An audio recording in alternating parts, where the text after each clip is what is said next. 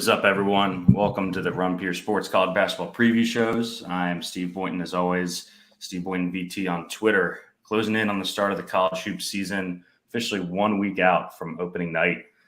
We've covered so far the Big Ten, SEC, Big East, and Big 12 so far on this channel.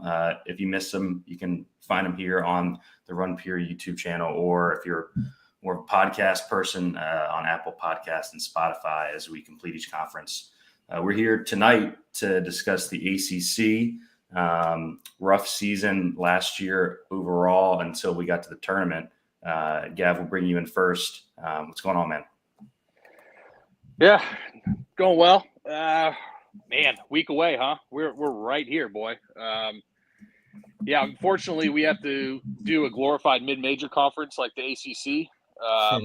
We were talking how like the Mountain West was closer to the ACC than it was to the, I think, WCC behind it in terms of efficiency margin on KenPom. But I think the bottom of the conference will definitely be a little bit better this year. I mean, shit, can Louisville be more of a laughingstock than they were last year? Like, I don't know if it's even possible. So yeah, we'll see. Yep, and let's also bring in Stills from FTN. Stills45 on Twitter, joining us again. I think you did, what was the SEC last year, to help us break down the rosters. How you been, man? I've been great. I'm excited for college hoops. I mean, I love baseball, I love football, but this is just, my first love has always been college hoops and my Johnnies. We won't talk about Pace yesterday. But other than that, I'm doing great. I'm excited to break down the ACC. And I'm ready to run through it. And it was the SEC last year. Yeah. Now we're transitioning to the ACC. Yeah, we got a big conference here, so we'll get right into it. As always, we're just going to go team by team in alphabetical order. So we'll start with BC, Boston College. Last year, 16 and 17. They ended up 170th at KenPom. They start the year 128th at KenPom, 100th at Torvik here, Gavin. Couple losses. Makai Ashton Langford's gone. DeMar Langford is also gone. CJ Pena and TJ Bickerstaff are all out the door. They bring in a couple of freshmen and a transfer, Claudel Harris, from Charleston Southern. What are your thoughts going into the season on BC, Gav? Yeah, I mean, they began last year 74th in KenPom, ended 170th. Actually went 9-11 in ACC play, which was probably overdoing expectations or playing better than they should have. But you lose both the Langfords, DeMar and Makai Ashton. Kind of the core of the defensive, tough nose minded style and culture that Earl Grant really wants to cultivate. And you bring in 3 freshmen and a JUCO transfer to replace them. Quentin Post has to stay healthy, obviously. I mean, he's a potential first team all ACC guy, only played in 19 games last year. Shot 42.5% from 3 on over 3 attempts a game. But the main issue with this team is Earl Grant. I mean, Earl, he's just stuck in the 1970s when they didn't have the 3-point line, 318th in 3-point rate and 299th in 3-point percentage last year, 327th in 3-point defense last year. I mean, it's just, they just pretend like it doesn't even exist. So that's kind of the main issue. So this team will go as far as the front court will carry them in Post, McLaughlin, and Aligbe. But yeah, this backcourt, boy, is probably one of the 3 worst in the conference. Yeah, Stills, we got Quentin Post, who's obviously a DFS stud for us when he's able to get on the court. What do you think about him and then the rest of the roster here? I mean, when Post was on the court, he was a mismatch nightmare last year. You can step out and shoot it, pick and pop. You can play him in the post. And he actually wasn't getting into foul trouble like we've seen in years past. So yeah. Post is going to be really tough to guard. A lot of ACC bigs like Baycott don't want to go out to the 3 line and guard him. He's tough to guard. I mean, he's a really good ball player. He's preseason second team. Like Gav said, he's first team. I think that he's got the ability to be great.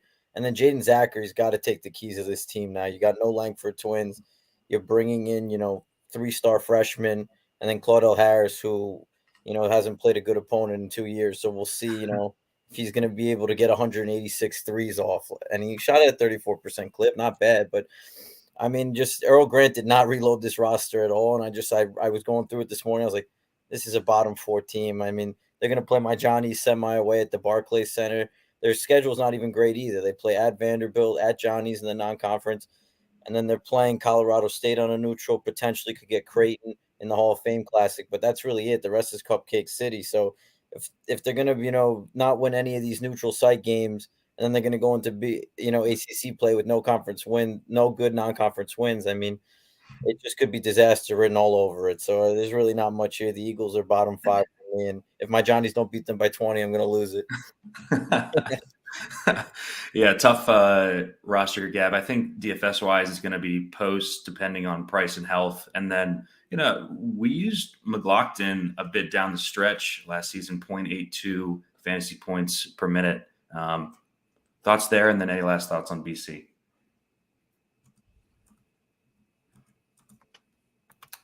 I don't know, Gav, you're muted.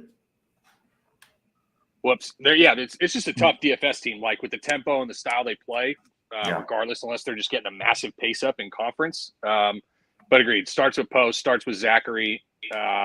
If McLaughlin comes in at kind of the mid 4K, 5K range, like he was priced most of last year in a bench role for most of the point, I think he only started like 10 games, but yeah, he could be of interest for sure. I think he'll probably be 6 to 7K. I think DraftKings probably doesn't mess that up that bad, but yeah, that's probably where we're looking. Those three mainly. Yeah, agreed. All right, let's move on to Clemson. 23-11 last season. Lots of wins, but still ended up 67th at Ken Pom. He's got them 51st coming into the season. Torvik's got 37th. They lose Hunter Tyson, who is just awesome for them last season, averaged 15 and almost 10 boards. So he's out the door. But they bring in a couple of really nice transfers within the conference, which you don't see too often. Yolo Joe Girard and Jack Clark are on board now. I like both of those additions here, Gav. I really like the starting 5 on this team, anchored by PJ Hall. Looks like he's coming into the season healthy for the first time in, 2 years? What are your thoughts on Clemson? Yeah, kind of a weird year. You start 15-3, but during that stretch, you go from 60th in Ken Pom to 58th. You get kind of anchored down by losses to South Carolina and Loyola Chicago, who was awful last year. So that really kind of kept them from rising higher in the ranks. I think I'm way closer to the Bar Torvik 37th and the Ken Pom 51st. Still tied for second last year with Duke. Losing Hunter Tyson is tough, obviously. I think, Brevin Galloway was like more of a senior leadership piece rather than kind of a guy that you really leaned on for production or late game shooting or anything like that. So, yeah, I don't think there's any issues with this offense whatsoever. I think this offense is going to be sick, like potential best offense in the conference when it's all said and done. The spacing is going to be incredible. Like, even you didn't mention Jake Heidbreder from Air Force off the bench. Like, yep. He's a gunner. He's going to shoot it well from 3. I think Chase Hunter is awesome at the point guard. You have 3 grad transfers, a senior and a junior, and Ian Shefflin starting, and then Hemingway off the bench. Like, there's a ton of spacing and 3-point scoring on this team. And like Brad Brunell, he's more of the defensive guy. So I kind of feel that, he's not the Kelvin Sampson or the Rick Barnes where you just know baked in that they're going to have a 10th best, a top 10 like defense. But Brunell's had 5 top 20 adjusted defensive efficiencies during his tenure at Clemson. So like, even with worse talent on his roster, he's produced kind of better defensive teams than this. So I think you get a good baseline for defense. You have a ton of upside, like especially if PJ Hall is fully healthy, man. Like not just like first team all ACC upside, like I think legit ACC player of the year upside if he plays 32 plus minutes a game and plays the entire time without health issues. Just an efficiency monster, production 3-level scorer at 6'11". I have this team tied for second in the conference with North Carolina, if not second alone if North Carolina somehow fucks it up. I love this team coming into the year.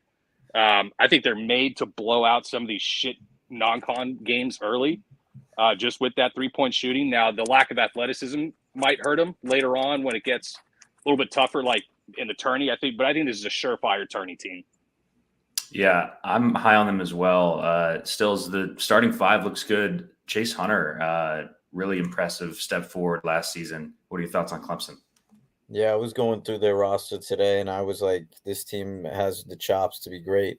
Hunter Tyson leaving is a huge blow, but now it just, fully healthy PJ Hall. You're running your offense through him. He can do everything with Chase Hunter, and that pick and roll was lethal last year. And now, you have Jack Clark, who's that Swiss Army knife to play alongside, could play the 3, play the 4. Shefflin was pretty solid in role minutes. Honestly, there was times where guys would pick up 2 fouls. He'd come in and he would get, 4 rebounds, 4 points in like 6 minutes and really stem the tide. He's going to have to step up. And Jake Highbrighter could chuck. And now he's going to have all the spacing in the world, not be the primary option. He's going to be open, and he was knocking him down at airport. So, and then Jake Girard, Joe Girard also gets to, finally play his role as a natural too. Mm-hmm. And with a Chase Hunter who will find him. And I think it's just like this team really sets up well. They can all shoot it 1 through 5 with certain lineups, and they're going to play really well in pick and roll. It really sets up well. They're going to play at Bam on the 28th. That's going to be run and gun for both teams in a true road game. And then, they got TCU at a neutral at Memphis. I mean, this schedule, I wish it was a little better in the non-conference. It's kind of okay, but the gauntlet of the ACC, I mean, they're going to destroy these cupcakes, and then it's the Dukes, North Carolinas, Miamis of the world. They're kind of in that top 4, and then they kind of separate with everybody else. So, yeah, I'm right there with you at Clemson.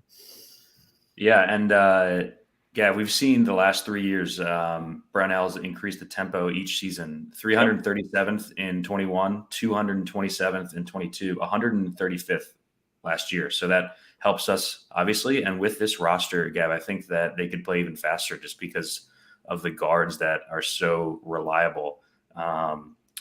Any last thoughts on Clemson? I think that we're going to be playing these guys a lot in DFS because I think that they're going to get big minutes, and we pretty much know all the roles on this team. Yeah, it's the worry with the non-con and blowouts for DFS is I think the bench is pretty deep. It's kind of why I like them.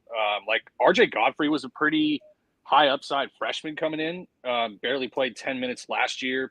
We barely even mentioned like a guy like Alex Hemingway who played extended minutes, like when Brevin Galloway's balls exploded in the middle of the season. So yeah, I think it's going to be airy trying to guess which non-PJ Hall guy is going to get there on value, because I think it's going to be a team that's probably priced correctly. It's going to be like a Creighton last year to some extent, but have more bench possibility of guys stepping in to fill in 8, 9, 12 minutes a game, something like that. Yeah, what's encouraging is 4 of the starters are like 0.8 fantasy point per minute or higher. Hunter's right at 0.8. Girard's there. Jack Clark was a 0.91 last year, and then PJ Hall 1.1, obviously dominant. Any last thoughts on Clemson here, Stills? No, I think we pretty much nailed it. They're big time. They're going to have some opportunities to show it off early, and we'll see if they can knock any of these big teams off. So we'll see. Yep. Speaking of a big team, let's go to Duke. 27-9 last year. They end 18th at KenPom. Both Torvik and KenPom have them inside the top 10 to start the year. I think that is warranted, Gav. This team loses a couple guys to the draft. Derek Lively, Dariq Whitehead are both gone. But they bring in, is it the number 1 recruiting class in the country? I really, really like this roster. It's so deep now that Filipowski and Proctor came back. We were talking about it on the betting show yesterday. Like having these top 10 freshmen not have to be star players, but be usable bench roles behind established, successful starters, I think is what makes this team so dangerous and why they have just a ton of upside. Yeah, it was kind of a weird year last year. It's, the first year after the Coach K retirement. So it was just an incredibly unique level of spotlight on this team and John Shire. But you lose 2 first-rounders, less than ideal, in Lively and Whitehead. But I don't really worry about Dariq Whitehead. He was hurt on and off, averaged like 8 points, really like turned into kind of a corner stander more than anything. But, if you nitpick anything about this team, it's, they were the 36th best rim defense on a point per possession basis last year with Lively. And Ken Filipowski, fill that role solo. with supposedly 2 fully healthy hips surgically repaired in the offseason. You got Ryan Young on the bench. Like, he's just a big, plodding, fat body to throw underneath to spell Filipowski. But I think, like, one of the keys to this team, and maybe one of the most underrated players in the conference, is Mark Mitchell. Like, at 6'9", I think you're talking about like a 2-5 switch, a super versatile wing who still averaged 9 points a game, being like the 5th or 6th option last year. Still won't have to be first or second, probably not even third most games, but it's just going to be the kind of crucial connecting piece that, attaches one of the best backcourts in the country to one of the top, 5 to 10 best bigs in the country. So he's going to be a really crucial piece for them. I think highest ceiling of any team in the country, which is why I have him number 1. I don't know if they're as safe as like a Purdue when you talk about the teams at the top to, finish in the top 5, just given a little bit more turnover, a little bit less proven coach, but still all the pieces to go all the way. Bet him at 16-1 to win the chip. I don't know what else I could really say about him. Yeah, I think their Achilles heel might be shooting. We'll see. They shot 33% last year, 198th. Filipowski only shot 28%. I think that's probably why he's at Duke and not in the NBA right now. Stills, thoughts on this roster? It looks deep and talented. Yeah, I mean, it's too deep at pretty much every position. They could go 10 deep if they want. And then the 3 scholarship guys that aren't playing are 4-star recruits. It's like, you really can't lose here. I mean, this team is just insanely talented. It's just a matter of if they're going to mesh. And 2 things were, shooting. Last year, it was suspect at times. And then this year with the rim protection, taking Lively away, are they going to play more Filipowski at the 5? Because they loved him as a stretch 4 last year, which set up perfectly with Lively. That's why a ton of us had them going far in the tournament, and they got bounced by Tennessee. But that's what I'm kind of worried about. Are we going to play more Ryan Young at the 5? And how is he going to do against Balo and Tubelis when they bang, in like the 3rd game of the season? That's going to be a big-time matchup when you get 2 twin tower type bigs. And now you're going to have to play Filipowski at the 4. What are they going to do at the 5? Ryan Young's good, but he's a below-the-rim big for a reason. But the guards are outstanding. I mean, Jeremy Roach back. You bring in Jared McCain, who's supposed to be a stud 5-star kid who can play the point. TJ Powers might play some stretch 4 next to Filipowski. Sean Stewart, Caleb Foster, all these guys are top 22 players.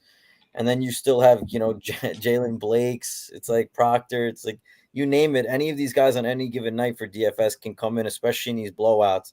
And then we're trying to guess how many minutes Shire is going to play any of these guys. That's the only disaster I have, at least in the beginning of the year. And then once conference play comes, at least the rotations seem like they'll tighten up a little bit. They also play at Arkansas, which I would love to watch Muss's student section go nuts in that game.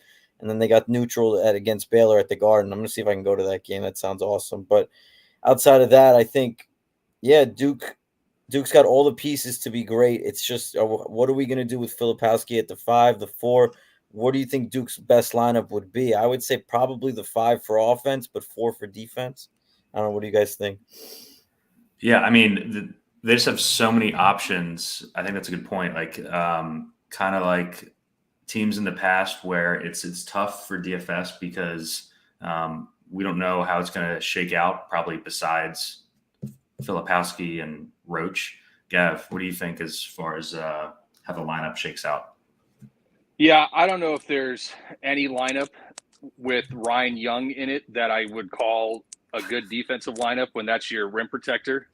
So I think if you're talking about some of the better defensive lineups, I think you're relying on some of the athleticism of the Frosh, where they might not be as polished on the offensive end or kind of ready for the physicality of conference play, but just being 6'9", 6'7", athletic is all hell, and being able to put a lot of pressure at the point of attack. I think probably their best defensive lineups comes from whichever one of those guys wants to step in. But like Proctor's an interesting case, right?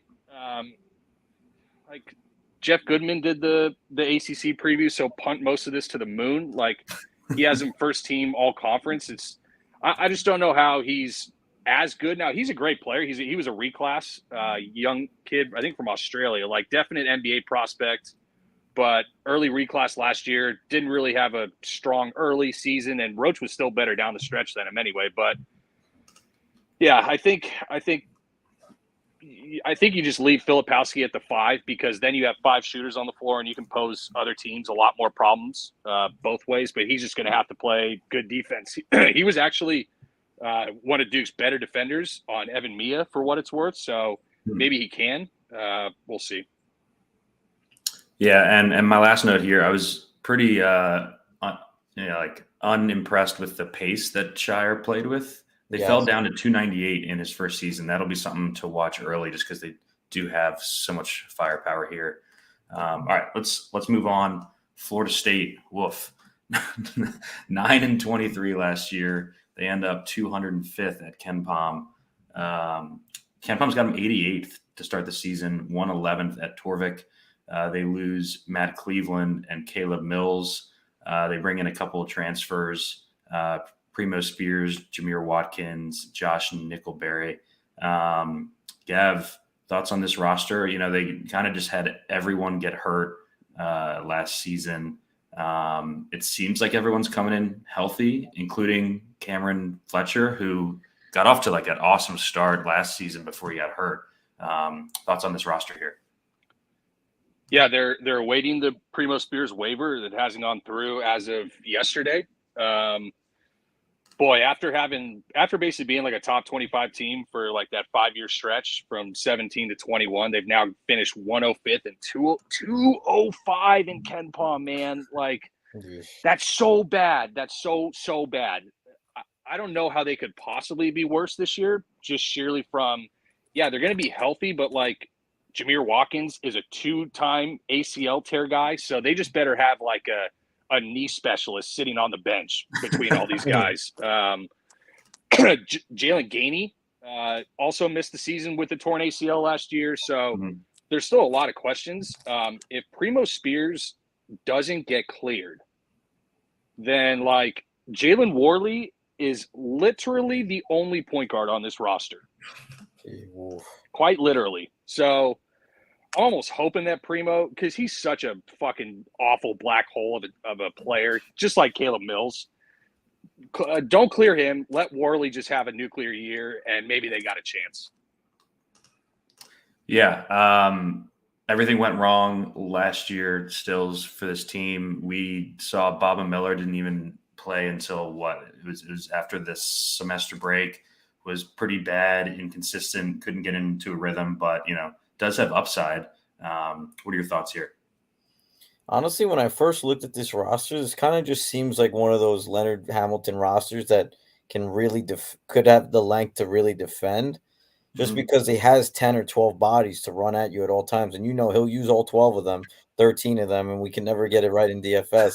He'll play walk-ons in the middle of the first half, and we're all just, puzzled. But at the same time, I mean, he's got Darren Green. He can launch. If Primo Spears does get eligible, he had to be a black hole at Georgetown. That team was just atrocious. I actually think that he would actually be good with Leonard Hamilton just because he's so good in pick and roll. Baba can really shoot it. I like Darren Green for spacing, and then figuring out the other two pieces is kind of where we're at. Like you said, Jameer Watkins, he could just break down at any point. Cameron Cohen started in that exhibition that they played. He played some big minutes. He's a big guy that he likes to rebound and run. But what are we going to get from Nickelberry? They got a 4-star kid in Bowen who's long at 6'9". He played significant minutes in their exhibition game. Some of these forwards have to step up for Leonard Hamilton, and then their non-con's pretty weak too. I mean, they go at Florida, Georgia, and then UNLV and USF. I mean, it's really soft as hell too. So I think Leonard's just so tired of losing these last 2 years, he'll take a 10-2 record, against these scrub teams. But we'll see. I think this team actually can be middle of the pack at best, like an 8, but it also could be a 13, and really quickly we'll know after like 4 or 5 games this season. So don't hate them, but don't love them either. Yeah, Gav, for DFS, I think for me, it's just going to be Fletcher, maybe. We were playing him a lot early, 0.88 fantasy points per minute before the ACL tear. But I also have it in the back of my mind that, last year was probably an aberration as far as Leonard playing a tight rotation. And I think, like Stills said, he's going to go back to playing the 10-plus man rotations and just screw us. Yeah, if he was playing big rotations last year when they had worse players, then I imagine he's going right back to it. Yeah, like I said, it's Worley if Primo is gone or if Primo doesn't get cleared. Maybe Bava starts the year like 4-point-something K, and we can take some shots thinking that he gets 26-plus minutes. But, yeah, I think this is going to be a team where you might not have one single player. Maybe like Darren Green is a 30-minute-a-game guy just because he's such an easy, consistent floor spacer. But outside of that, it could get really dispersed. Yep. All right, let's move on. Let's go to Georgia Tech. 15-18 last season, 161st at Ken Pom is where they finished. Man, that is awful. 118th at Ken Pom, coming in 79th at Torvik. It seems a little hot there. They lose Javon Franklin, who was just a stud for them, especially down the stretch. David Smith is gone, Jalen Moore is gone, and Rodney Howard is also at the door. They bring in Kawachi Reeves from Florida and Amari Abram from Ole Miss are the two big transfers that they're bringing in, Gav. This is Damon Stoudemire's first season, so face shield is out the door. What are your thoughts on Georgia Tech here, Gav? Oh man, yeah, they were a mess last year for DFS. They were just kind of rotating guards in a musical chairs, hot hand fashion. But Damon Stoudemire in, what to expect? Pretty much the exact same thing. He had the Pacific his last 2 years when he was there, when they were 117th and 120th in Ken Pom, when they've been way outside the 200s when he hasn't been there, like last couple of years of the Celtics. Yeah, he was second in the nation in bench minutes and 17th. So he's going to play a ton of guys. He's going to play really slow. Like they were as slow as 323rd tempo. All 6 of his years, they were outside the top 300 in tempo. Wow. Even with a lead guard like Amari Abram from Ole Miss, like he was all right, 17th in assist rate in the SEC and obviously limited minutes. So, you could see a decent sized volume year from here, but yeah, this is going to be a total mess of a backcourt to try and figure out. And then the front court is completely, unproven at the power conference level. Yeah. I don't love this roster at all, Stills. What are your thoughts coming into the season for Ja Tech? Yeah, this is a quick one. I saw Damon Stoudemire taking over, and I kind of was questioning, like, why are we even bringing him in? He barely had a winning season at Pacific, and now he's coming cross country to the ACC and has to retool the entire roster. I was like, yeah, I like Miles Kelly, Dabo Coleman, Kyle Sturman. I mean, they're all just serviceable guys. Kwasi Reeve, Amir Abram, and then I wrote a ton of mid-major scrubs. So it's going to be a very difficult roster. I don't see how they're going to win games. They really scheduled soft too. I mean, at Georgia's and at Cincinnati are probably their 2 best games of the season, and the non-conference. I mean, this is as soft as hell. I didn't see this team winning more than like 8 games, 9 games. I mean, this is a bad team. So it's pretty much it for me. I had their starting 5 as Abram, Kelly, Reeves, Coleman, and Dewana from NC State. I mean, that sounds terrible. Ebenezer Dewana better not start. Oh my God. I was like, wow, this team is so bad. I will say, if he does end up starting, Gav, you're going to be playing some 3,300 Ebenezer to start the season, aren't you? He's going to have 2 fouls again to 16. Myself as someone who allegedly may or may not have played Ebenezer a couple times in the past. But yeah, you got him, a Western Carolina up transfer, and the 40th best power forward prospect. Not the 40th best prospect in the nation, the 40th best power forward prospect playing center to consist in their front court. Yeah, it's going to be rough. All right, let's move on. Let's go to another rough team, Louisville. 4-28 season, 290th at Ken Pom. I will say that on our ACC show last year, we did say that this was coming. Ken Pom 109th to start the year, so a massive jump, and Torvik 157th. You have lots of turnover, obviously. L. Ellis is gone. Jalen Withers is at UNC. Kamari Lands and Sidney Curry both gone.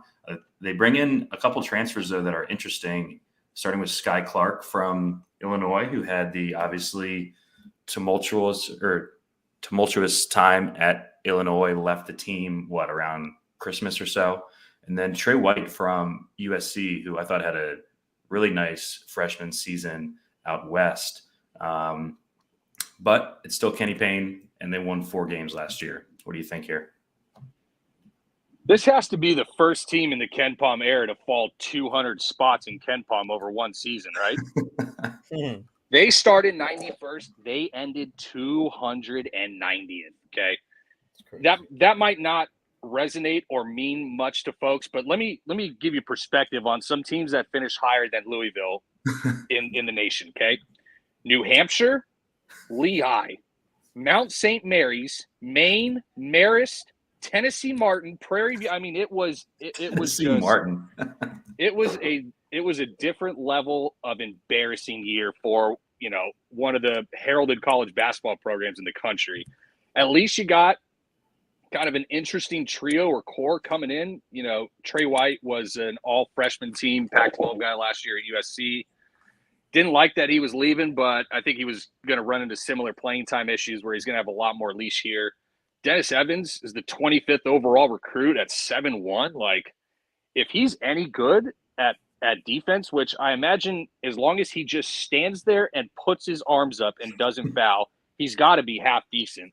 Next to Huntley Hatfield in the front court, that could be a tough team to score on at the rim. So I'm not championing Louisville by any means. I will safely say that they will finish better than 290th. You have the worst Power 5 coach maybe in the history of college basketball in Kenny Payne. But they definitely ain't going to be sniffing nowhere near 109 either. This feels like 160 to 180 range for me probably this year as a medium projection. Yeah, I mean, at least he's coming into this season with more than one guard on the roster this year, Stills. What are your thoughts here? That was the first thing I thought of. I was like, wow. He actually recruited 4-star guards. And if they actually would have had Trayton Flowers not go to the NBL, he actually would have fit perfectly at the 3. This team actually has some future talent, but the problem is that with NIL and seniors staying now with the extra COVID year, the league is old. The teams that win are old. Everybody here is so young, and I just don't see this team winning too many games. But they actually have talent this year. They're not completely just pathetically bad and running one point guard in Al Ellis, who's really a 2 guard. And he actually played serviceably, honestly. He made me a lot of money on Prize Picks, so I don't hate Al Ellis. But yeah, I think Sky Clark, if he's mentally right, he has all the physical gifts to be great, and he can come in and step in and be a serviceable point guard day one. I mean, this team actually has talent. Dennis Evans is the 6th highest rated recruit ever in Louisville history. So, I mean, they just played, and their non-conference isn't too bad. They got neutral against Texas, against Kentucky, and they'll get blown out in both, but at least they're challenging themselves. And then Curtis Williams played well in their exhibition, 4-star small forward. He'll probably start at the 3 or 4 next to Trey White, Dennis Evans, Sky Clark, and then Kyler Johnson and Caleb Glenn, the 2 4-star kids coming in. This roster actually isn't terrible in the sense that, we have some guys here that can play and the future looks semi-bright here. But until Kenny Payne, who couldn't have been worse, gets out of office, it's hard to imagine Louisville returning anywhere to the promised land. So I projected this team to have 10 or 11 wins, and they'd be lucky to sniff the CBI. So if they win 10 games, is Payne back for a 3rd year? Fuck no. At Louisville? No, dude. Are you kidding me? They must have an NIL war chest to be bringing in the 6th best recruiting class in the country after the year that they just had. Mm-hmm. I think the jury's still out on Sky Clark for sure. He plays in 13 games in Illinois. 10 of them were non-con. Okay, Illinois played the 324th hardest non-con strength of schedule. He only had a 95.0 rating. It's obviously early, but I think he could easily fall into the Caleb Mills, Caleb Love, net negative high usage guy. Maybe I'll be wrong. If I'm wrong, then Louisville maybe has a chance to finish not at the bottom of the conference, but they're still probably bottom 4. Yeah, I think there's actually a decent chance that he just doesn't make it through the whole season, honestly. All right, let's move on. Let's go to Miami. coming off a couple of awesome seasons, 29-8 last year, 24th at KenPom is where they ended up. Both Torvik and KenPom have them taken a pretty sizable step back, though, Gav. 45th at KenPom, 48th at Torvik. They lose Isaiah Wong, do everything guard, and then Jordan Miller, who was maybe their most important connective piece last season. They bring in Matt Cleveland, though. Interested to hear how you think like replacing Miller with Cleveland goes. But besides that, it's basically promotion from within for the rest of the spots. Yeah. The KenPom and Bar Torvik ratings are suggestive of a team that was down 8 with 5 minutes to go against Drake in the first round. Not as much of a team that's gone to back-to-back Elite Eights, but Larrañaga just has, a rabbit's foot jammed up his ass come March is just what it seems. You lose the ACC Player of the Year in Isaiah Wong, maybe the best difficult shot maker in the conference, if not, one of the top in the nation. Jordan Miller was like an elite two-way swing wing 3-4 guy. I talked about Mark Mitchell being underrated. Miller might have been the most underrated player in the nation. Like, he pretty much single-handedly beat Texas when he was 9 for 9 from the field in a game that was back and forth the whole way. And you replace him like Matt Cleveland is not Jordan Miller. Cleveland came in pretty heralded, has had some pretty good offensive years with good like rebounding and counting stats, but is a big minus on the defensive side. Like, he was a negative DBPR guy on Evan Mia. Versus Miller was like a top 7 guy in the conference. So that's definitely a minus there. You bring in like Wooga Poplar is going to step into the starting role. I'll tell you who Wooga Poplar ain't, and that's Isaiah Wong. As much as Wooga could be a breakout candidate, in the conference, he ain't Isaiah Wong. So, Nigel Pack, you bring him back, obviously. How far does this core of Pack, Cleveland, and Omier take them? I think it keeps their floor pretty high. Like, I don't think this team finishes outside like the top 5 in the conference, but I don't really think that they have anywhere near the ceiling that they've had the last 2 years. But I think I said the same thing the last 2 years, and they just fucking shit right on my chest in March. So what the hell do I know? Yeah, I mean, experienced guards, tough to bet against in March. Stills, we've got a bit of a shakeup here with Wong and Miller gone, but they do add Cleveland to a pretty experienced team that's played together for basically 2 years now. It's kind of similar how they replaced Brady Manick at North Carolina with Pete Nance, and did it work as well? I mean, they didn't go as far, but the same thing kind of here. Jordan Miller was the unsung hero of that team, both ends. Gavin nailed it on the head. I mean, there's really nothing else to say there. Can Matthew Cleveland kind of buy in after he was with, the Seminoles 2 years of, losing every game and not competing, each and every night? I mean, now he's going to have to compete, and the guys on Miami are going to hold him accountable. They're not trying to lose here. They've been great the last 2 years, and they have veterans. So, and every time I think Norchad's undersized, man, he's just so strong and one of the best below the rim bigs. And it just seems like he's giving up 6-7 inches every night, and he still holds his own. And they still create mismatch nightmares on the perimeter. I mean, I think, it's like you're replacing Isaiah Wong with the likes of Poplar and Bensley Joseph, and they're not the same player. Pack was real good at K-State as that primary ball handler. He's going to have to return to that and probably be a 20-point-a-game scorer, play 35 minutes a night, and assume a lot of the shot making that Pack gave up, which the usage might be great for us in DFS if he opens up around 6'8", 7K. Poplar, he's 3-and-D type guy. He can score it. I mean, I like him too, but how much better did he get? Bensley Joseph was solid too. It's like this team is kind of just, they're good, but they aren't as good as they were last year, when I think some of the teams that are in the ACC got better. So we'll see if Larrañaga can outcoach some of those flaws with the lack of talent and the fact that they're still undersized. I mean, they didn't really bring in much. They brought in 5-star Michael Nowalko. I mean, he's 4-star big, but we've seen freshman bigs struggle in college getting adjusted. So remains to be seen on any of these guys that they brought in, 3-star guys. So really, outside of Cleveland and the starters, how deep is this team too? Like, they didn't really go into the bench last year. They, brought in Bensley Joseph and ran him as a 6th man. And that was really it. And AJ Casey in spots with Norchad getting into foul trouble. So the lack of depth, lack of size, and they're not as good as they were last year. It really remains to be seen. I kind of agree that they're probably like a 7 seed, 8 seed with potential.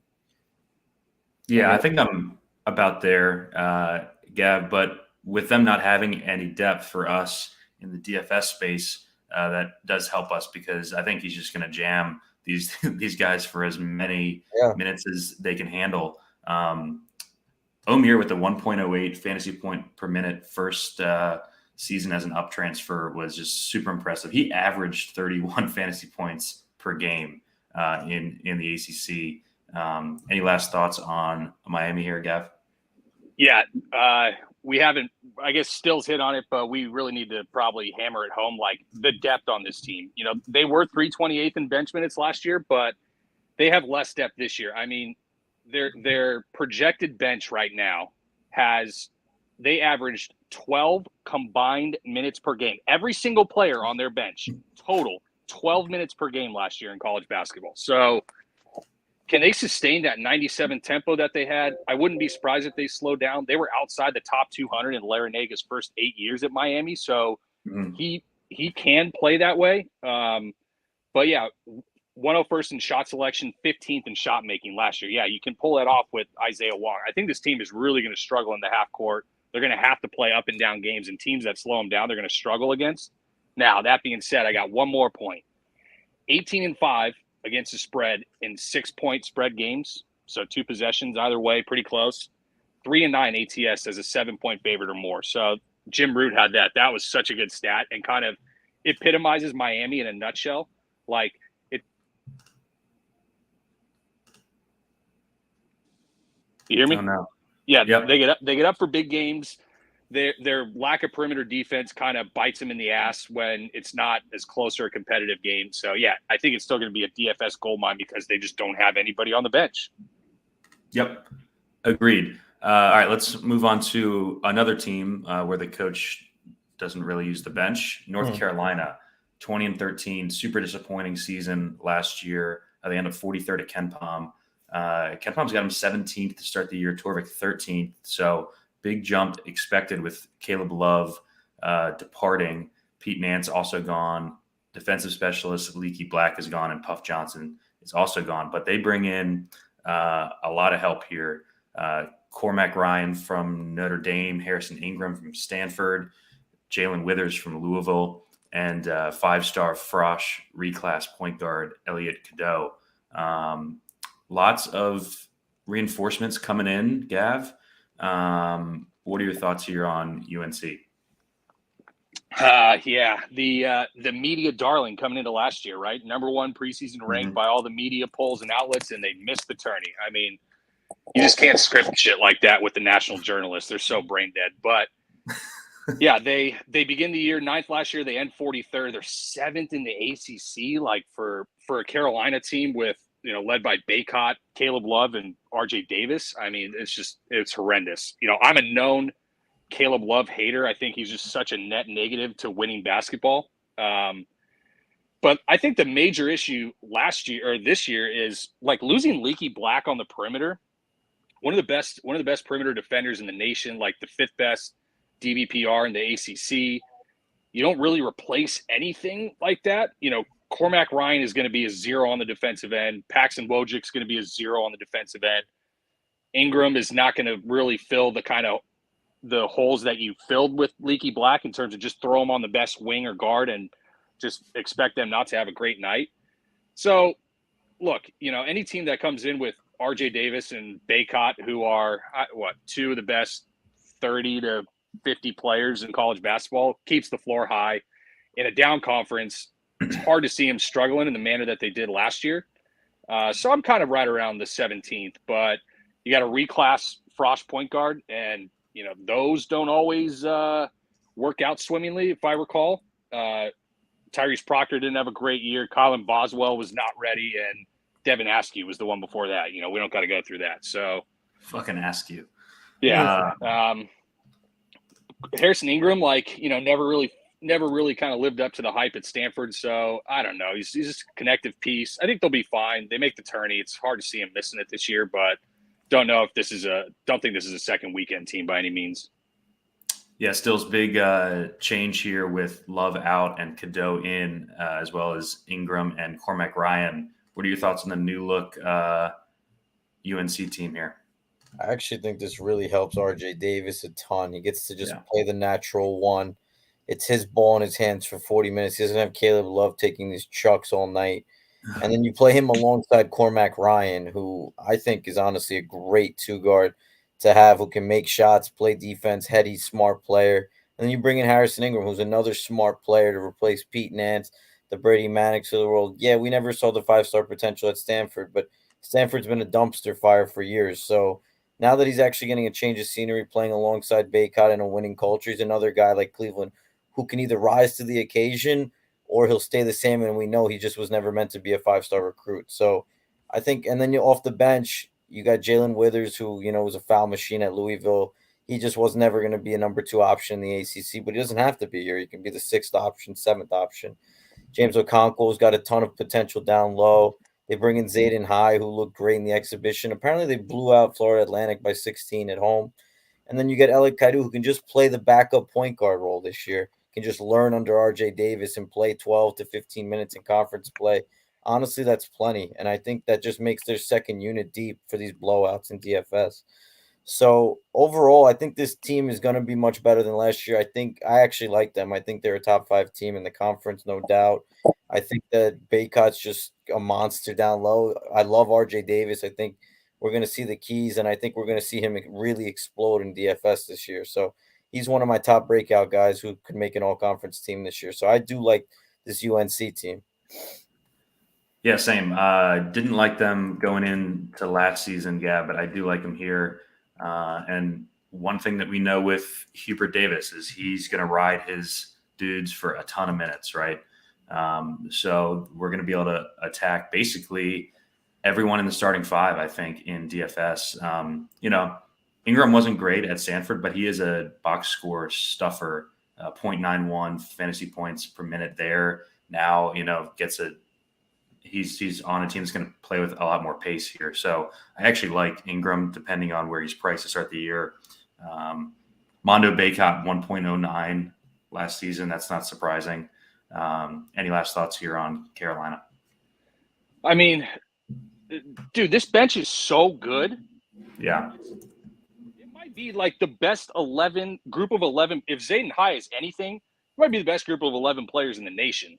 But Hubert Davis has been 360th and 348th in bench minutes last 2 years. So, dude, if he ain't going to use the bench this year, then I don't know why any recruit would go to UNC unless you're guaranteed a starting spot. But we're probably going to play him in DFS. But I would say don't be surprised if Hubert uses the bench more, only because he just never used it the last 2 years. So it looks like it's more this year. Yeah. All right, let's go to NC State. 23-11 last year. They end up 52nd at Ken Pom. Ken Pom's got him 61st coming in. Torvik 86th. Lots of changes here, though, Gav. Turk Smith is gone. Jarkel Joyner is also gone. He had an awesome season. 17 points a game, 5 rebounds, 4 assists. Really, really nice, underrated player in the conference last season. They're going to try to replace Turk and Jarkel with DJ Horn and Jaden Taylor.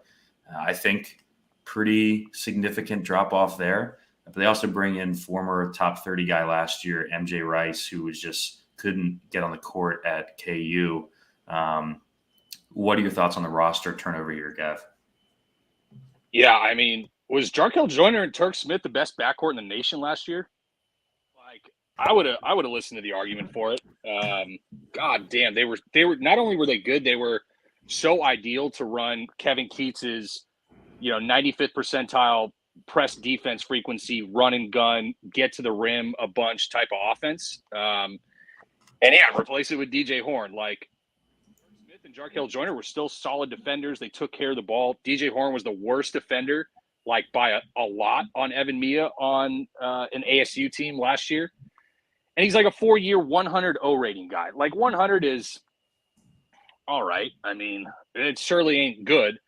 And Jaden Taylor had the 3rd highest possession percentage in the Big East last year and was an 88 O rating. That's awful. So Yeah, you're definitely replacing that with two guys who aren't what you lost last year. But man, DJ Burns.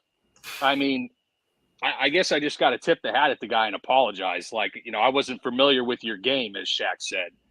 In 8 games where this guy played 30 minutes, he averaged 19.1 points per game. In an additional 6 minutes where an additional 6 games where he averaged at least 24 minutes, he still averaged 16.8 points per game. Like, he was a friggin' machine. They had the 47th highest post-up frequency in the nation, and it could even grow more this year without being able to run the type of run and jump press fast offense that they did last year. But yeah, the problem is the backcourt is just not the requisite pieces that you need to succeed in Kevin Keats' scheme. Kind of Michael O'Connell, oh yeah, that really screams get up in your face and press 90 feet. I mean, brother, yeah, this team will definitely take a step back this year. Yeah, I'm definitely lower than consensus on NC State stills. What are your thoughts here with the big losses? Yeah, 100%. I think Michael O'Connell might be the only true point guard on this roster. So this looks like a disaster. I mean, I'm excited to see MJ Rice too. I wish he got unleashed last year, but not so much the case. Casey Morsell and Ernest Ross are two complementary pieces that were great next to Turk Smith and Jarkel Joyner. But you don't have two guys who can create their own shot, get downhill at any point, and really run their offense. So this offense is going to be run through DJ Burns, who we all love. I mean, you gave him that ball in the post. I remember that game against Wake Forest when he just took every single shot in the second half. He dropped 40, and they didn't send the double team. They just said, I don't care what you do, 10 feet and in, DJ. And DJ said, I'm going to go get a bucket every time, and he did. So, I mean, that's what it's basically going to have to be like for NC State every night for them to be successful this year and beat anybody good. And then they're playing Tennessee on a neutral. They got BYU and Arizona State, the winner of that game, in a neutral in Vegas. They're going to play Vandy in the first game, and then at Mississippi. So their non-con's soft as hell. They're not gonna really come into the season to conference season with any real momentum. And then their guard play is nowhere near what it used to be. And now you're gonna rely just solely on the interior. So this is a recipe for disaster. So I'm not really a fan of this roster either.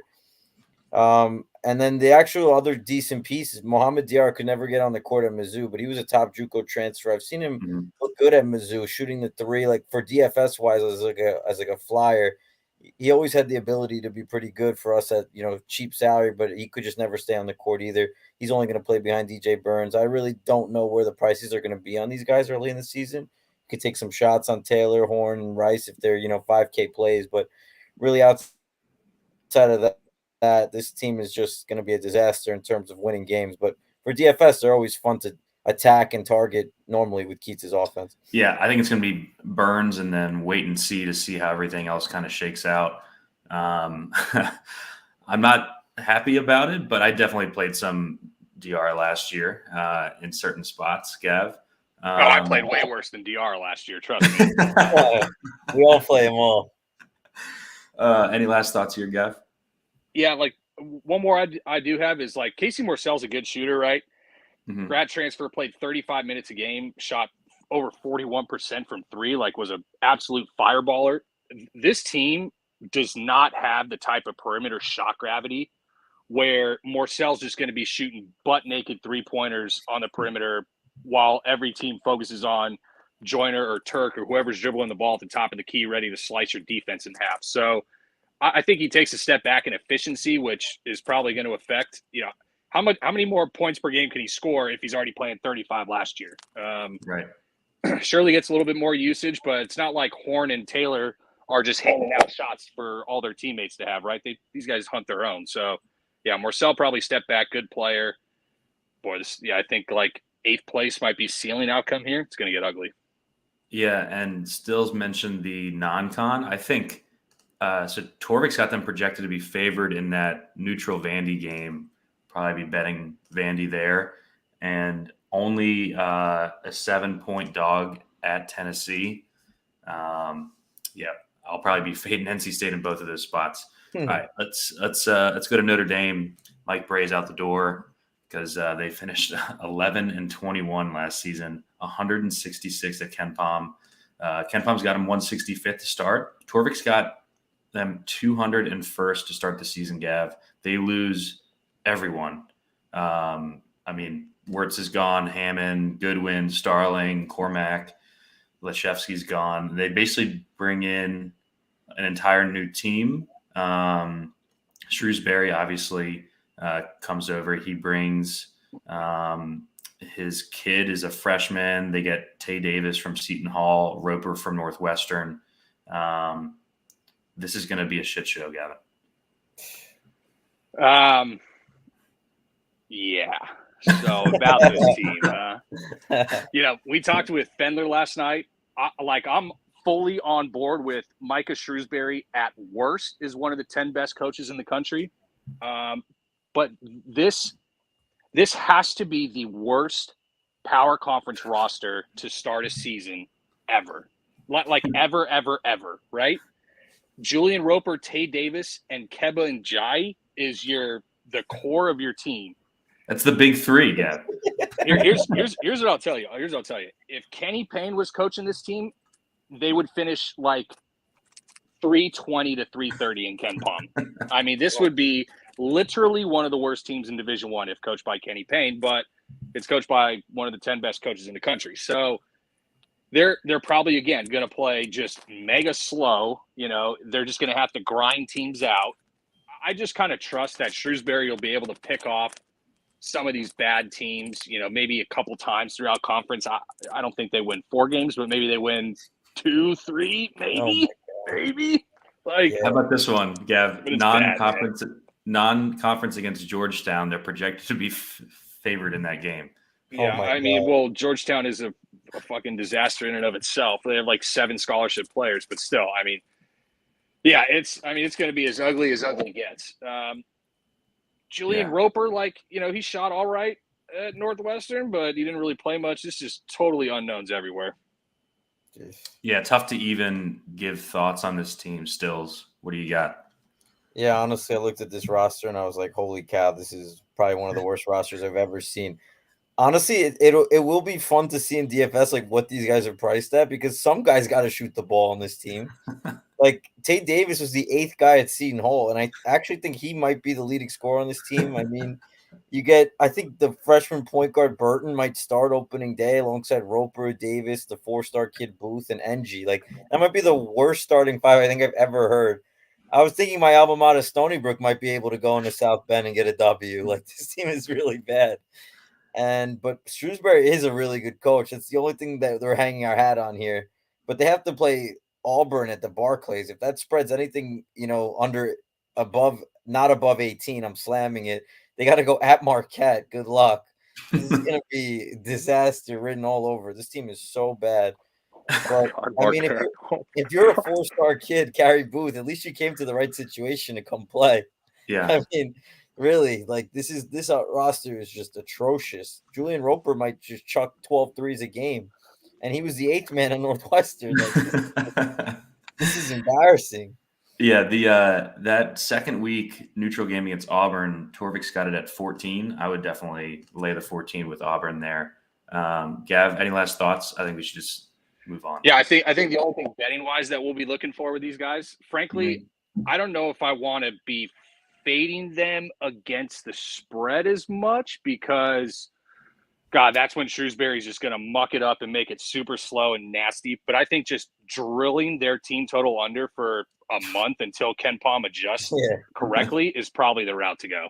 They're going to have some games where they score like 50 points. Who is going to score the basketball? 50? I bet you they have a game where they don't get 40. They don't hit 40 points this year. Watch. They will have one game where they don't score 40 points. Oh, man. I just got an alert that Louisville is tied with Kentucky Wesleyan at halftime of their scrimmage. Let's get off of Notre Dame. Let's go to Pitt. 24-12 last year. Good season for them. 59th at Ken Palm. Ken Palm's got them 62nd to start the season. Torvik not as high at 87th. This team loses a lot, Gav. Jamarius Burton was just a stud for them last year. Nelly Cummings is gone. Greg Elliott's gone. Sabandi's gone. They bring in a couple interesting transfers headlined by Ish Leggett from Rhode Island. and a couple freshmen as well. The starting five looks decent. I think they're going to start the true Frosh at the point. What do you think here, Gav? Did you just say headlined by Ish Leggett? Yep. Well, that puts their entire transfer class into perspective. So, yeah, what did Nelly Cummings, Burton, Sabandi, and Elliott all have in common? All 4 guys they lost. All fifth-year guys last year. Mm-hmm. Literally fifth year. They were 13th in D1 experience, and now they're about to start a freshman point guard. They have 2 sophomore key cogs in the Diaz-Graham brothers and 2 other junior starters. Like, this is going to be a way different looking team than it was last year. Last year was Capel's best team at Pitt by like 40 Ken Pump spots, and was even more if you remove the COVID year. So, yeah, I think it's another step back for these guys. Ish Leggett, like 3 years at Rhode Island, they were outside the top 300 in Ken Pom all year. It's not like you're coming from a phenomenal pedigree mid-major or anything like that. Like, he improved a little bit in a bigger role last year, but was still like a 94 O rating versus tier A and B versus 105 on the full year. Man, I mean, I think one issue that this team has is just roster construction. I think 3 of their maybe 4 or 5 best players are all 6'11" or taller, and Federico and the Diaz-Graham brothers. You can't play all 3 of them. And there's also going to be way less shock gravity around Blake Hinson, and he's just going to be the top of the scouting report that you really only worry about. So I have him taking a step back. It was one of those teams, 166th in shot selection, 35th in shot making, and lost all the guys that could put it in the bucket outside of Hinson. So, yeah, it's I feel like a broken record on this conference, but it's probably going to be ugly again here. It's definitely lower than 62nd on Ken Pom, I can tell you that. Yeah, for sure. They got up to 29th in adjusted offensive efficiency last year. I think that falls way down. They were 243rd 2 years ago. I bet they're probably closer to that than 29th still. Thoughts on this roster here? I like the point that Gav made. Like, the Diaz-Graham kid played well down the stretch when Federico was hurt, but I think that they just might bring him off the bench again. Like, at least he has upside. I don't know. What do you think here? I mean, he played so well at the 5, and then they played him with Hinson at the 4 to stretch it out. I just don't see them being able to do that with this team, though. I think Hinson's going to have to play a lot of 3. They're going to have Leggett at the 2, probably Lowe starting at the 1, and then you could see both Graham brothers at the same time. Might see some Zach Austin. Like, I don't really know where this roster is going to go. And then they got 4-star Papa Conte at top 70. How does he fit into the mold? Yeah, this construction's all over the place. I mean, we've seen it all the time. When do freshman guards ever win in the ACC? Especially now when everybody's older. It's like just recipe for disaster. And then that last year's team even had more potential if Dior Johnson or John Hughley had a brain. So, like, that Jeff Capel team was amazing. I mean, and then he still took them to the round of 32. I like their size, but yeah, the backcourt is a complete disaster. We're going to get anything out of the combo guard Carlton, Carrington too. Like, if any of those 4-star guards are actually good, that might put them middle of the pack. But if they're not, you're going to press Pitt all day long. I don't see how they're going to do well against, pressing man defenses. Guys get right up in your shirt. They're going to have so much trouble running half-court offense, full-court offense. Just sounds like a disaster. I don't see this team winning too many games, and their non-conference is not great. It's Florida at Barclays, at West Virginia, and Missouri at home. I mean, that's the only 3 teams they're playing. So, yeah, the Graham brothers together, I actually expect to see them because they can both shoot it and stretch it out. I just want to see if either one of them can really handle the ball to play the 4. And then you can slide Hinson to the 3 to stretch out the defense. Like, it's a high-volume chucker. I mean, he is what he is, and then whatever you get at the point. I mean, I just don't really know. Capel's going to have to pull into his bag of tricks, and I don't really see much more than an NIT berth. Yeah, I hope that the Diaz-Graham kids get some more leash this year. Any last thoughts here, Gav? It's funny. Both of the Graham bros were exactly 0.9 fantasy points per minute.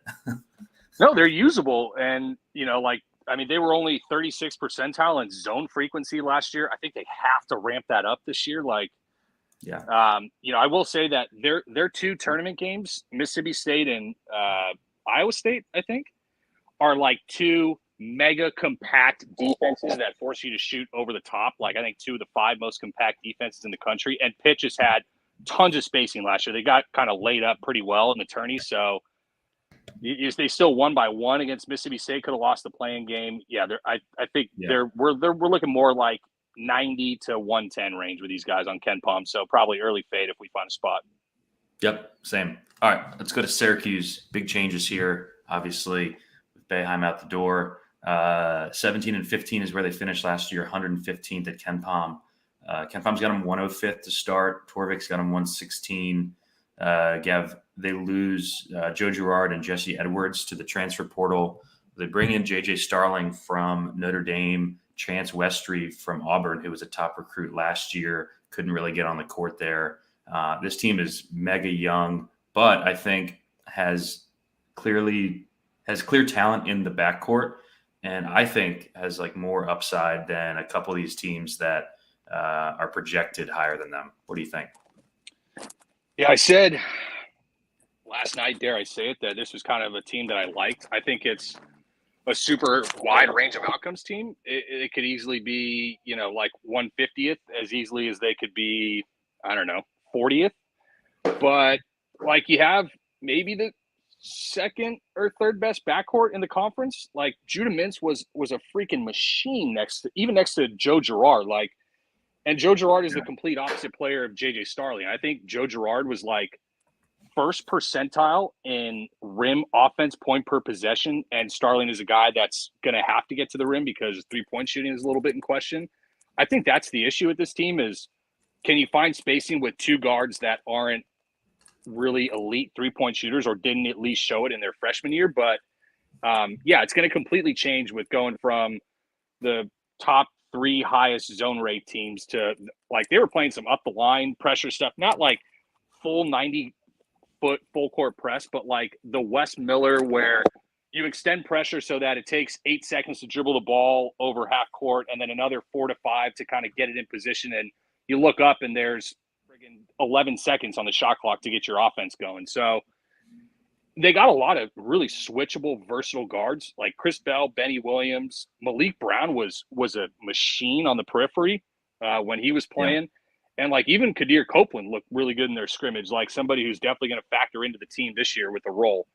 The question is going to be in rim protection. Like Jesse Edwards to Naheem McLeod is like going from Margot Robbie to Rosie O'Donnell almost. Like it's quite a leap. So that's going to be a major issue, but I think they're going to be able to cover it up by putting a lot of pressure 1 through 4 and even making it just difficult just to get it into a 5. So way different looking team. Red Autry, we'll see, what the splits look like with zone versus man, but I think not quite full zone, but they'll definitely still play it. It's not like they're just going to abandon it altogether.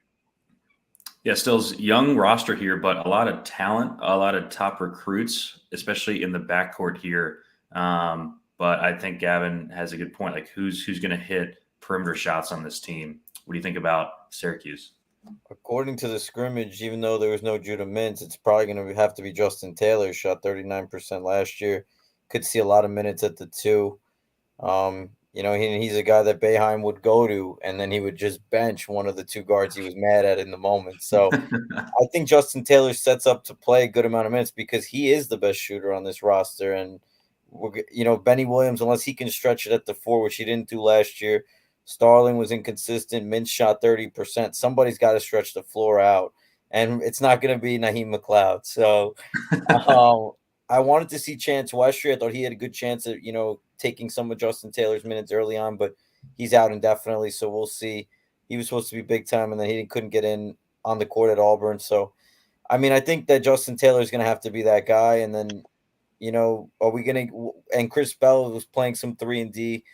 He showed some flashes, but a lot of the times he'll just stand in the corner. Kadir Copeland looked good in the scrimmage. Malik Brown, they're all those interchangeable pieces that for DFS we really hate because on any given night, these guys – can replace each other and just run, 20 minutes and we have the other guy. And it happens to me all the time. So, it seems like, Judah Mintz is going to have the keys to this team. It's his team. And then Starling and pretty much those two, I think every night are just going to play 35 minutes. Yeah. And the rest of the team is going to be a wait-and-see approach in terms of DFS. And then I was looking at their non-con too. I mean, they get Tennessee on a neutral. They get Oregon on a neutral, LSU. So, I mean, they have some opportunities to, play some good opponents. I don't think they're going to win those games. But Autry is going to be a lot funner for DFS for the offensive side because he wants to play so much more man, put so much more pressure and run up tempo. They were doing a ton of it in their scrimmage. But then on defense, we love targeting Cuse in that zone, man. We love playing guys like Justin Mutz, Pete Nance, guys who love to play in the middle of that zone. Now that we're not going to run that frequency, it's that those run backs for those super stacks aren't going to be as easy as they were in years past. Yeah. Cuse was 185th defensively last year. Got to think that improves with this roster, Gav. I'm kind of with Stills. I think Mint is just going to be a super stud for us in DFS, maybe some Starling. And then, I mean, good luck trying to choose the right wing on this team between Benny, Chris Bell, Brown, all those guys. Any last thoughts here? Not much more to add. I'll tell you the spot that we're buying them is after they get romped by Tennessee on November 20th, because like we're talking about, if you can't shoot over the top of Tennessee, you don't got a snowball's chance in hell to beat them. So they may look bad in that, and then they're going to play an LSU team that's overrated at home as a potential 3-point dog. Ken Palm has it at. I'll tell you that a third dog will be betting on him in that spot right there for sure. Love that. All right, let's move on. Let's go to UVA. 25-8 last year. 34th at Ken Palm is where they ended up. Ken Palm's got them 33 to start. Torvik 65th. So pretty big discrepancy there, Gav. They lose a ton. Kihei Clark is out the door. Long-term point guard there. Armand Franklin is gone. Jaden Gardner's gone. Vanderplas and Shedrick all gone. This is a pretty young roster for Virginia, a team that usually wants to get old and stay old. What are your thoughts here? Definitely a different looking type of roster for them. Yeah, I would say the most talent deficient roster Tony Bennett has had in a while. It's definitely the youngest. I mean, you talk about long-term starter. How about 5-year point guard starter in Tony Bennett's system with Kihei Clark? Dude, they were 16.5 points better on offense per 100 possessions and another 11 on defense. Basically 27 points per 100 possessions better with Kihei on the floor. As much as we like to kind of dog him at times for not being the most flashy or consistent high producer, he was just so steady in that offense. Now you hand it over to Reese Beekman. Like as a sophomore, he had a stud O rating, great offensive year and low usage. Last year as a junior, he got kind of moderate usage where the efficiency went down. Now he's going to be kind of the unquestioned alpha to stir the whole drink. Like he's going to have to kind of change that and go back the other direction and somehow in greater workload be more efficient. But then it also comes down to kind of the two guys that come back from last year I think are going to be crucial. Like Isaac McNeely is the 3-point shooter, 39% on the year as a freshman, 40% in ACC play. But he was also at best, the fourth option on the floor at any given time. So it's going to be much different when he's probably going to be the first guy you worry about on the perimeter. Beekman's not a high volume guy from three. And there's not a ton of just dead-eye knockdown scorers from the perimeter on this team. So it'll be interesting to see how he does. But I love Ryan Dunn. He's going to be, I think, the guy that Virginia really leans on to be kind of the defensive anchor amongst these switchable 6'8", 6'9" forwards that might not be high upside, but I think Dunn has some legitimate upside to go from 13 minutes a game to 28 and be a real producer for them. So 33. Here's the thing: if I'm down on so many teams in this conference, and I get Tony Bennett with Virginia, even on a down team, he just owns this conference. So I guess. While I don't think they have anywhere near the ceiling to win the conference, smarter people than I think they do, but I just don't really see it. I still think it's a pretty safe team to be, top 40, probably 35 to 45 range is pretty narrow range of outcomes for me. Yeah, it just feels weird, right? We usually know exactly what we're getting going into the season with Virginia stills, but a couple more question marks this year. Younger roster. What do you think? Yeah, I mean, I was going through this roster and I was going through this, who I think is going to be locked into their roles. And Beekman, McNeely, Dunn, those three I have locked in. And then the interior is just such a question mark. Are they going to start Blake Buchanan, the freshman? Or are they going to go to Jacob Groves a lot at the four as a stretch four? Like, they're going to really struggle against really good bigs, and there's a ton of them in the country now that Yeah. just stay in college, and they're going to get that pack line defense is going to really struggle this year, I think. And then you have Jordan Miner as an undersized grad transfer. Like, there's just really not much here. Anthony Robinson, like, is he just going to bang bigs? Like, Cafaro and Cedric are, I think, much better than whatever they have now, and those guys split the game, and they both are really good in their role. I Mhm. just don't know what he's going to expect to get at the five. Like, Blake Buchanan is a freshman big. We don't really ever see freshman bigs ready to go. So I really think that's just going to be a by a committee role at the five. And then are we going to see more Ryan Dunn at the four or the three? I kind of like him more on the wing. And I really think that he's one of the breakout guys who's so good on both sides and 6'8", so smooth. We were targeting him for that month straight, I think, in January, beginning of Yeah. conference play, and we just kept playing him. He was grabbing 20 minutes, and that's all he needed to make value. Now he's going to ascend into, I think he's got a chance to be in that alpha role this year. He's gonna be the dude. So I have question marks about the team as a whole. I mean, their non-conference is actually pretty good. Semi-home against Florida, Wisconsin on a neutral, A&M at Memphis. I mean, they're gonna have some chances here early, and then they're gonna have to compete with the top five teams. I think they're just right below that really upper echelon, where I think I have got teams like Clemson just slated ahead of them. I think they're like 5-6 in the conference. I trust Tony Bennett, but yeah, this roster, especially the interior, is scary to me. Yeah, right. Like, where's the rim protection on this roster? Who the hell scores inside? I think those are, viable concerns. I'm with you guys. I think Ryan Dunn for me is the most exciting piece here. I know some people have Beekman on the first team. I'm not sure I'm buying that. Any last thoughts here, Gav? Yeah, I could see where Beekman doesn't make first team because a lot of his value comes on the defensive end versus some of the counting stats. Jordan Miner was the NEC Defensive Player of the Year, but he also played in the middle of a Merrimack floating zone where now he's going to play in a pack line, hedging screens, doubling the post, getting the ball away from the rim by any means necessary, a little bit different. Tony Bennett's won 22 plus games in every non-COVID year since like 2011. I mean, so yeah, I'll peg him at minimum 20, probably in the 22 to 24 range for me. All right, let's go to the Hokies.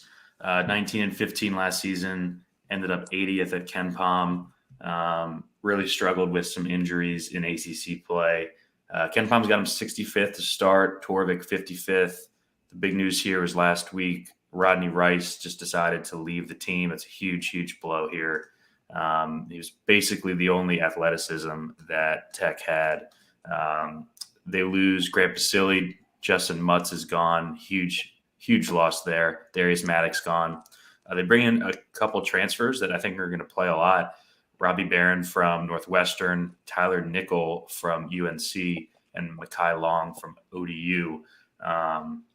Gav, thoughts on my Hokies here? The Rodney Rice is just a kick in the dick right before the season starts.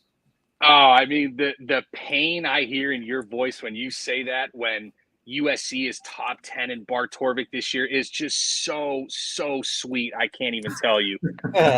They started the year 20th. They finished 80th. Yeah, I would say that this was kind of the Murphy's Law team of the conference where it all went wrong for all the wrong reasons. It's not like Louisville where it went wrong for very predictable and obvious reasons. They ran into the Couture problems with injuries.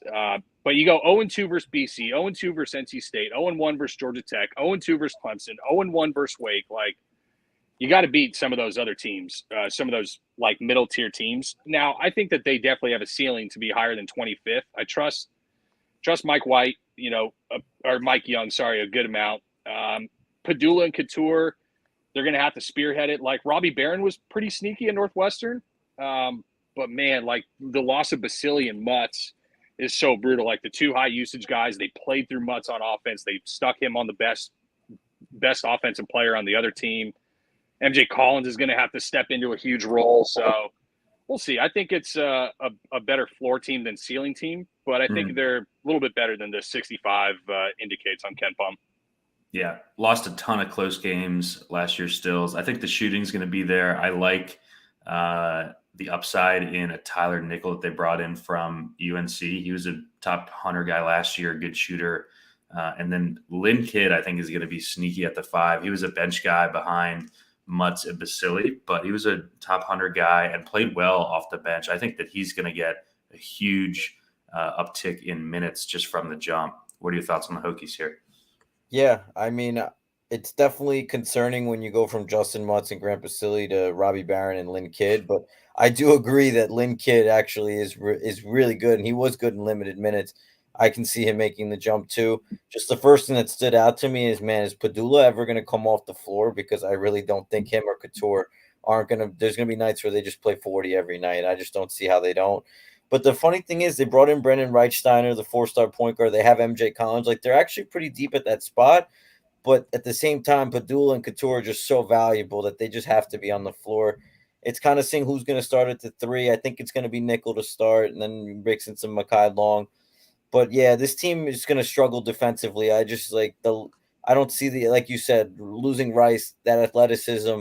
And then at the guard spot, they don't really have much athleticism to begin with either. So it's really hard for me to get on board with this team. They're going to have to do well in that Disney tourney early. And they get at Auburn, and then that's really it. That's their only non-conference, good games that they have to try to boost their resume. But yeah, I mean, Mike Young's taking them to the tourney in 2 out of 3 years. Stevie, this is your team. I mean, it's got to be concerning defensively and offensively that this team's not even going to be as good as last year. And last year they underwhelmed. So nothing really too exciting. But I do like their starting 5. I like their roster for individual players, but can they come together and beat the upper echelon teams when they were struggling with the bottom feeders last year? Yeah, I think high floor team, don't see much ceiling. You just know exactly what you're going to get with the backcourt, which we've talked about a lot of teams in this conference where we have no idea, right? So I think that gives them a decent floor. I was hoping to get more from Mike Young in the recruiting department. He hasn't really gotten much there, so we'll see. I don't have high expectations for this season, but I am excited about Kidd. And then Tyler Nickel, I'm leaving the light on for as an athletic wing shooter. Any last thoughts here on Tech before we close out the conference, Gav? MJ Collins, here I'll give you some hope. How about that? Some optimism that you can hang on. 100 O rating, 26.5 3-point percentage on the year, extremely underwhelming. 106.8 in conference and 35.7 from 3 in ACC play. So, he's a young guy. Maybe he turns the corner as kind of the main 6-man to spell Padula and Couture. I think VT was better by about 10 points per 100 with Couture on, 8 on offense, about 2.5 on defense. So, yeah, kind of echo a lot of what you said. But let me segue real quick. Naquan Tomlin suspended indefinitely, so I'm with you on SC -3 now. Yeah, take that now before that moves. All right, let's close out the conference with Wake Forest, a team that I really like here. They ended 19-14 last year, 86 at Ken Palm. Ken Palm's got them 73, Torvik 67. They lose Tyree Appleby, who was just a dynamo for them last year, averaged 19 points a game. And Klintman left for the NBA. They bring in Hunter Salas, former top 10 guy who was kind of log jammed at Gonzaga. I think is a very, very exciting get for them, Gavin. They bring in Boopy Miller too, just an elite name there. Thoughts on this team? I think the top 3 on this roster is really, really good. Yeah, Steve Forbes is just going to shove some transfer guard onto the first team all ACC. So it's looking like Salas at this point. Even Jeff Goodman couldn't miss that. That shows you how clear that path seems to be. So, yeah, I mean, I told you I wasn't really in on this team kind of early on. I'm starting to come around, but there's still question marks, right? Like Monsanto's dealing with a foot injury. Dude, he was up there with like Tyler Perry for 3-point attempts per 100 possessions as like a 40-plus guy. elite shooter to help a guy like Salas, who there's still perimeter shooting question marks around.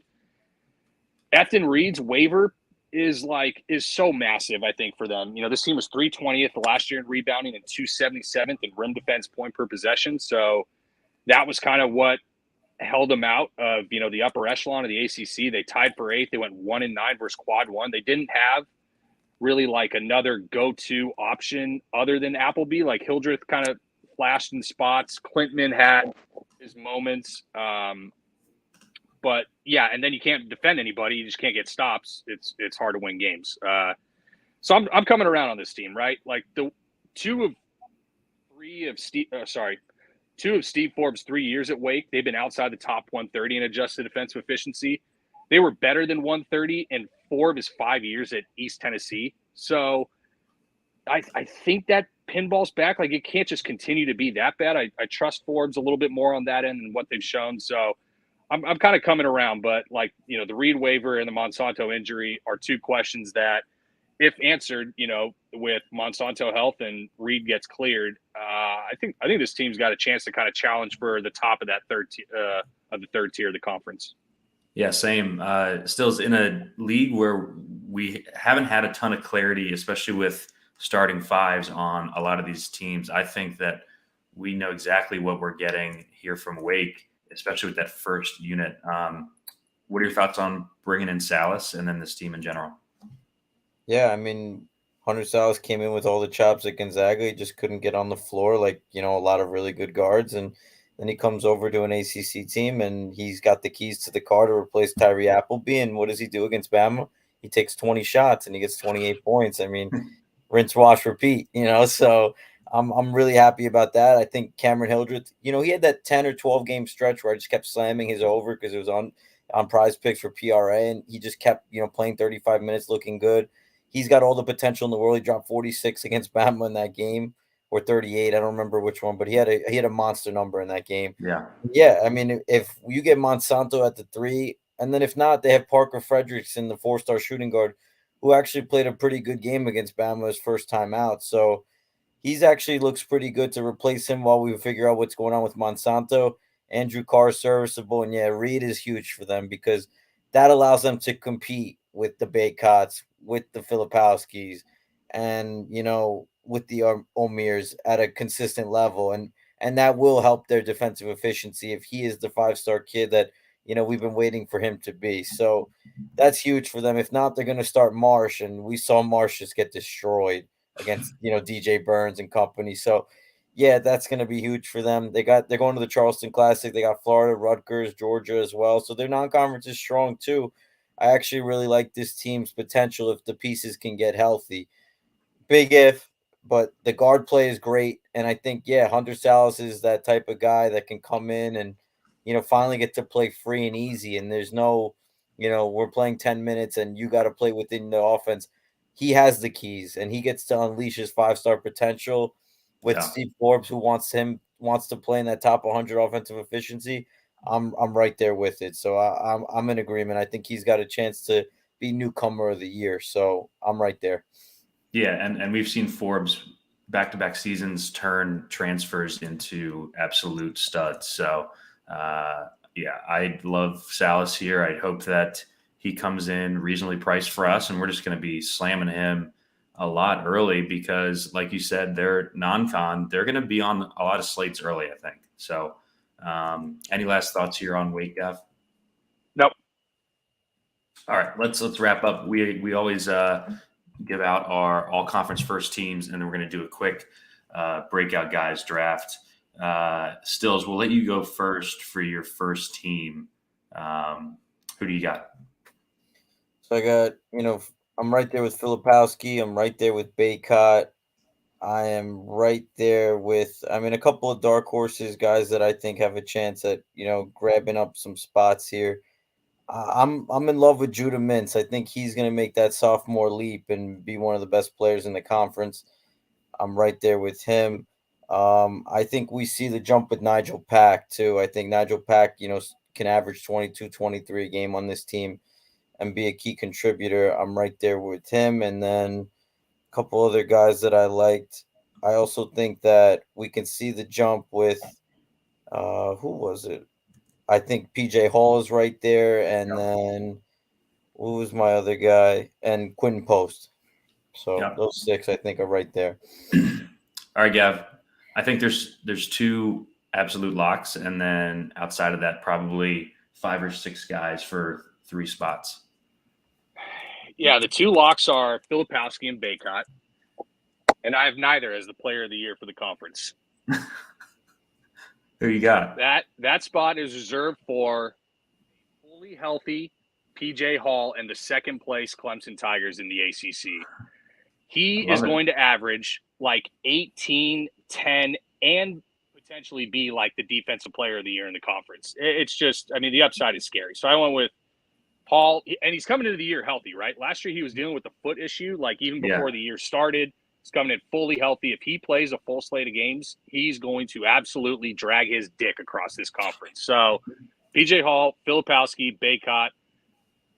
I went with RJ Davis. You know, I was between Davis and Mintz. I think Davis without Caleb Love on the floor just has all the opportunity in the world to probably not be a 20-point guy, but he could easily be a 16, 17, and 6.5, 7 assist guy. And then I just threw Omier in there. Like, you know, we know we're going to get with him. It's probably going to be damn near a double-double, if not over a double-double. You put that on the first team every day and twice on Sunday. Yeah, I've got 5 big men on my first team. I've got Baycott, Filipowski. I had PJ Hall, Omier, and then my 5th was Quinton Post from BC. Probably won't make it because he's going to be on a shit team. But if he stays healthy, like just the counting stats are going to be awesome there. All right, let's do the quick breakout guys draft. We'll start with you, Gavin. You get first pick here for breakout players at ACC. Well, shit, the way I heard you guys talk about this guy, I'm going to take him first. I'm going Ryan Dunn of Virginia. You know, we hit on a lot of the reasons why we like him. You know, one concern, like he did only shoot 31%, which, you know, you're probably going to need to take a step up in that efficiency department, but I think he has all the potential in the world to do so. I have Virginia, you know, the top 4 to 5 of the conference. And if he's going to go from 13 minutes a game to 28 plus, then I think that's pretty much free runway to be a breakout guy. Yeah, it's a great pick, obviously. All right, Stills, who you got? Let's see. I mean, I was in love with him, and I kind of don't want to get away from it. So I'm right there with Hunter Salas. I think he's just, you know, ready to step into a mega role.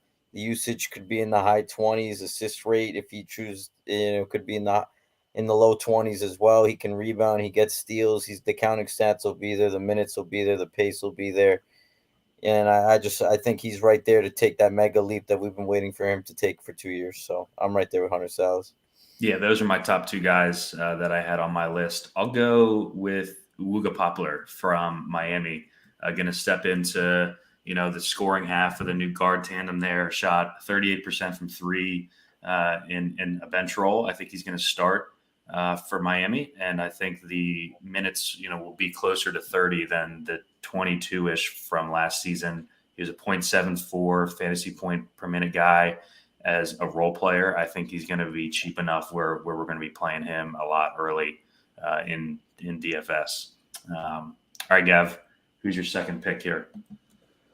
Well, I always, you know, give a greasy one, and this isn't the prettiest game, nor is it going to be the best aesthetically to watch, but Jaden Zachary, dare I say it? Oh my God!